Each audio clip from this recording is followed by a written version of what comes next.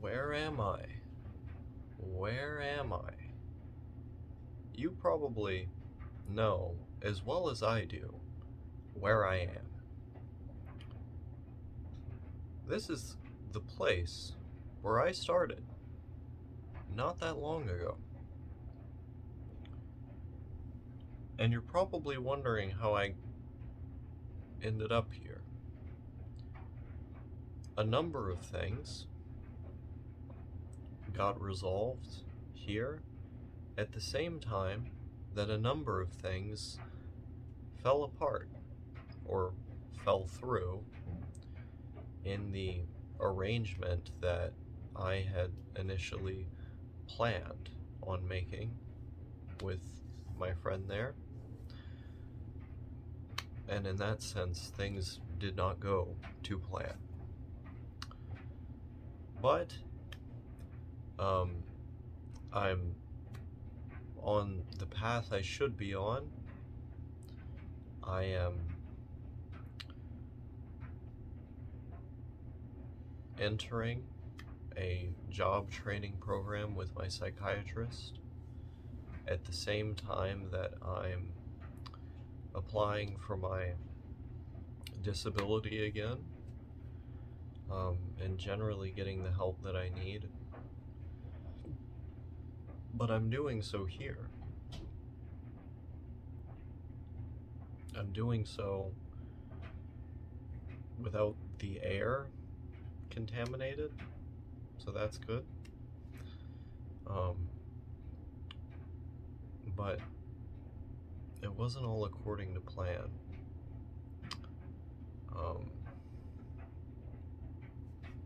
I got this. I can strum on this. Except I can't because I broke the strings on it actually. But to be quite honest with you, I'm kind of glad to be back. Which, given all of the complaints, very valid complaints that I've made after all of this time, must sound absurd to some of you. But there's something that a friend of mine identified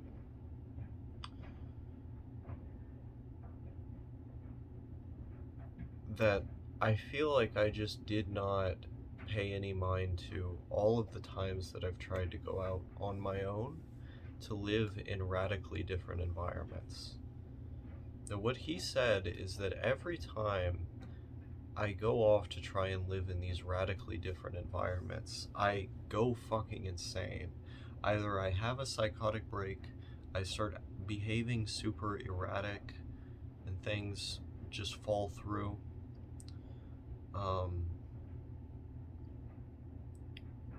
Like, I end up getting really unstable and unreliable. Something of the sort happens.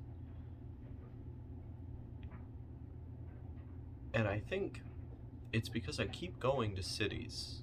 Also, because I keep being in situations where I'm on a time limit, where I have to do work that, for all intents and purposes, I am, prevented in doing due to my mental disabilities, like really basic tasks that are required of me.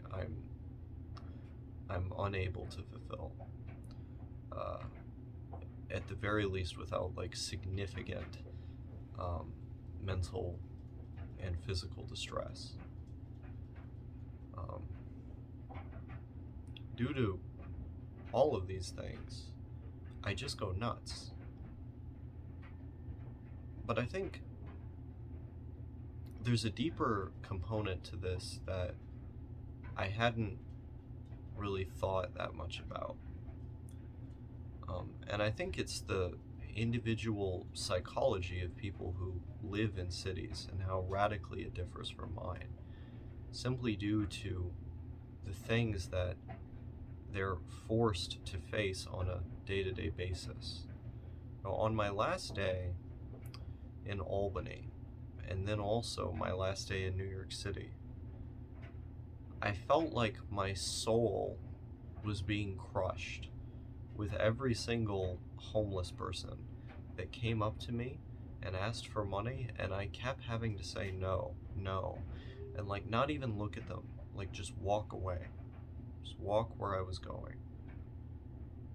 Like, intuitively, that's not what I feel like doing. Like, when I was younger and even not so long ago, my instinctual response would have been to pick something out of my pocket and give it to them. If I had food with me that I was eating, like I've literally just handed it to homeless people that I've seen before. Because I don't think about it. I just act. Like I see the need, it makes me feel something, and then I just act. But living in that environment and understanding what my own needs are has made it to where I literally can't. And so I walked. I just walked away. And every time that I did, like it felt like I was taking a cheese grater to my own heart. Like some of my humanity was being stricken from me with each and every time I did that.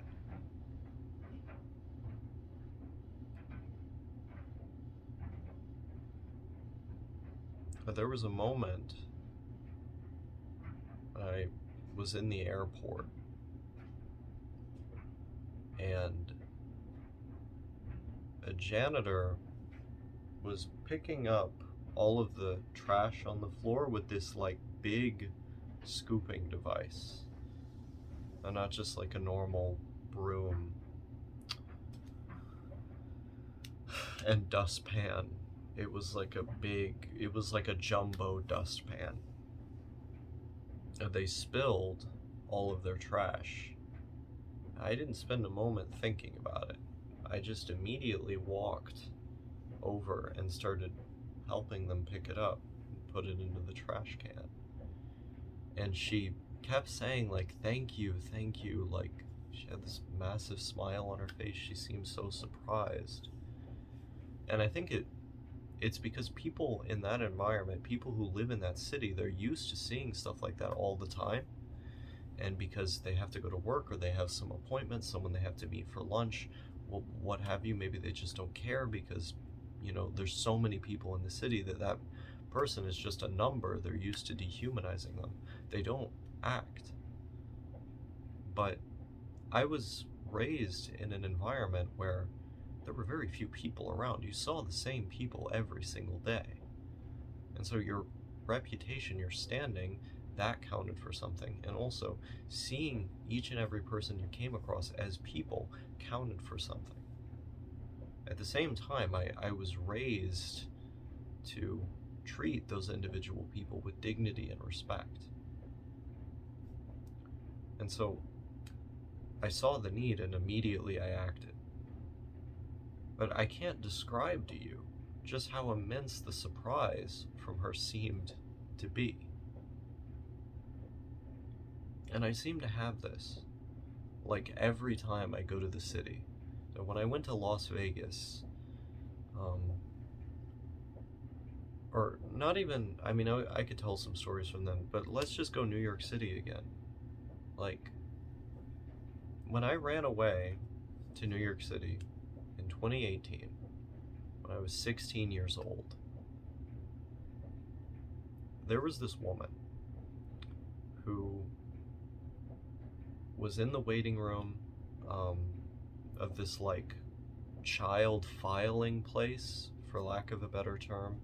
It was the facility that ended up having me detained with children who committed, crimes. I had to stay there for several days until my parents picked me up. While I was in that waiting room, I watched her and her daughter have this conversation about her ostensibly abusive father.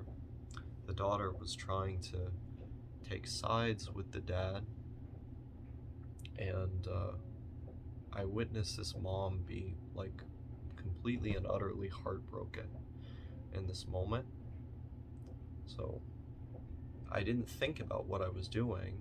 I came over and I embraced her physically, and I explained to her that her daughter did not hate her, that she did in fact love her, but was caught between two parents at a pivotal moment in her development psychologically, and that caused a situation where she could be easily taken advantage of by this person, and that it didn't reflect on her, it reflected on the situation. And she seemed to feel so comforted by what I did. Like, I don't think she expected anyone to do something like that day. And she cried more and kind of, embraced me at that point. And I remember remarking when they called for my name and I had to get up, she went, oh, are you going to go get your kid? And I said, no, I am the kid. And it was another one of those, like, I'm surprised kind of moments. This is really surprising. I mean, in that moment, I think the funny and surprising thing was just my age, like the fact that I was a minor, but also like what I did. I think she didn't expect that.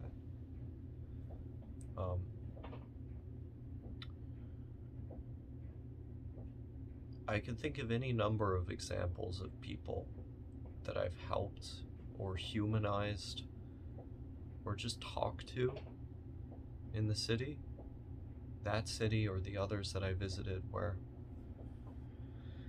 again and again it seems like immense surprise that I come across. And like, that's the positive part of this story, is the fact that, I've been able to do some good in those places that wasn't expected. But the negative part of this is the fact that it's so unexpected that it has to become that surprising, right? Like, in my mind, because it's an intuitive thing for me to behave that way, it should be for everybody else as well. Like, it should just be a thing that's taken for granted because everyone knows it's the right thing to do. But in those environments, no one does. Or almost no one does. And I think the only reason I could behave that way there was, one of the big reasons was because of this upbringing that I'm describing, being in a small community, humanizing people. And I don't like the big city, not just because it's like overstimulating, like there's too many things going on, too much noise and sensory information. That I can find interesting at times, like as a novelty, but more than anything, the reason I don't like the city is because it's soul crushing. It's soul crushing to see that amount of suffering nonstop. And people say, you get used to it, you get desensitized to it, it goes away. But I don't think I can just get used to it, or else it would have happened by now. Like, this isn't my first rodeo. It keeps happening. I've been on the earth this long, and I still feel Weltschmerz, if you remember me talking about that in one of my videos, world pain, like this overwhelming kind of feeling of grief for the suffering that's occurring across the world. I'm not going to lie to you and say, like, it hasn't gotten significantly less intense over time than from, like, when I was a teenager, but it's still there. And I can't live in a place like that without just being really sad,